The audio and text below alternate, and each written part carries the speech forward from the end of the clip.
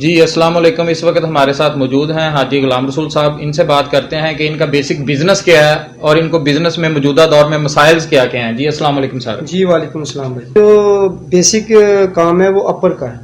Basic जो अपर shoes का जो हमारा काम है, शूज का अपर तैयार करते हैं आप। स्मॉल इंडस्ट्री में हमारा शुमार होता और आपका जो रॉ मटेरियल, आपको क्या क्या चीजों की, किन किन चीजों की जरूरत पड़ती है? है। रॉ मटेरियल में काफ़ी चीज़ों की ज़रूरत पड़ती है, जिसमें फैब्रिक है, लेदर है, और इसके अलावा रेक्सिन है, लेटेक्स, मतलब जो भी जूते को चीज़ें लगती हैं मार्केट से ज़्यादा खरीदनी पड़ेंगी।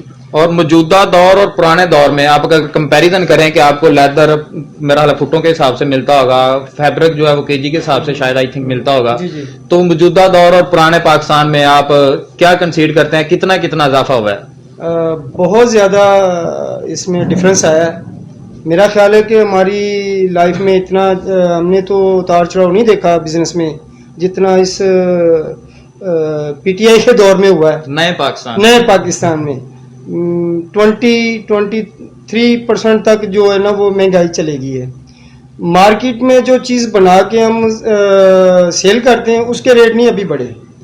जो हमारी मेकिंग का स्टाइल था, जो हमारी इन्वेस्टमेंट थी, जो हमारे वर्करों के मामला थे, वो बढ़ गए हैं। मतलब कि हमारे रॉ मटेरियल के रेट्स, हमारी मजदूरी, बाकी सारी चीज़ें बढ़ गई हैं। जो हमारा आगे रेट है वो वहीं पे खड़ा है, उसका जो इम्पैक्ट वो हम पे आ रहा है। मेरा ख्याल है कि बहुत मुश्किल हो जाएगा आगे चलना। और मौजूदा दौर में जो कोविड-19 के मसाइल फिर बढ़ रहे हैं, पेशेंट सामने आ रहे हैं, नए पेशेंट सामने आ रहे हैं, आपका जो बिजनेस है जाहिर है आपके पास थोड़ा बहुत स्टाफ भी होगा, तो कोई एसओपी के हवाले से आप वर्किंग कर रहे हैं उस पर? एसओपीज के हवाले से तो वर्किंग कर रहे हैं। मतलब जो बंदे आते हैं 8 घंटे इधर होते वो एसओपीज पे चल जाते हैं, लेकिन ज़ाहिर उन्होंने रस्ते में जाना है, घर पे भी रहना, रस्ते में सफ़र भी करना है, किसी ने रिक्शे पे बैठ के आना है, किसी ने गाड़ी पे बैठ के आना है, वो तो मतलब बड़ा मुश्किल हो जाता है ना मैनेज करना। और लॉकडाउन के दौरान आपका जो सेटअप था वो टोटली बंद हो गया था? फुली बंद रहा था। 6 माह के बाद हम दोबारा सेटअप खोला है, मशीनों को साफ सूफ करते हमें 2 वीक लग गए हैं। तो अब अगर ये दोबारा लॉकडाउन की तरफ हुकूमत जाती है तो मेरा नहीं ख्याल कि हम सर्वाइव कर पाएंगे, बड़ा मुश्किल हो जाएगा, क्योंकि अभी बड़ी मुश्किल से हमने इसको सीधा किया है, और अगर ये दोबारा लॉकडाउन हो गया तो फिर संभलना मुश्किल हो जाएगा। इस प्लेटफॉर्म से, हमारे प्लेटफॉर्म से आप गवर्नमेंट ऑफ पाकिस्तान को या आवाम को मैसेज देना चाहें? देखिए जी, हमारी हुकूमत वक्त से गुजारिश है कि खुदारा हमारे हाल पे रहम करें, क्योंकि जो मजदूर बंदा उसने तो जो कमाना है वही खाना है। बाकी जो नौकरी पेशा लोग हैं उनके लिए तो मसले कम हैं, मसले तो सभी के लिए हैं, लेकिन जो बंदा जिसने जो दिहाड़ी लगानी है वो घर जाके मतलब बच्चों के लिए उसने चीज़ें खरीदनी है, उसके लिए तो बहुत मुश्किल है। मैं नहीं समझता कि वो मीट कर पाएगा। यानी कि आप चाहते हैं कि कोई एसओपी या कोई वैसे सख्ती करना चाहते हैं तो गवर्नमेंट कर ले, लेकिन जो है लॉकडाउन की तरफ या मिनी लॉकडाउन की तरफ या इंडस्ट्री बंद करने की तरफ, इस तरफ ना जाएं।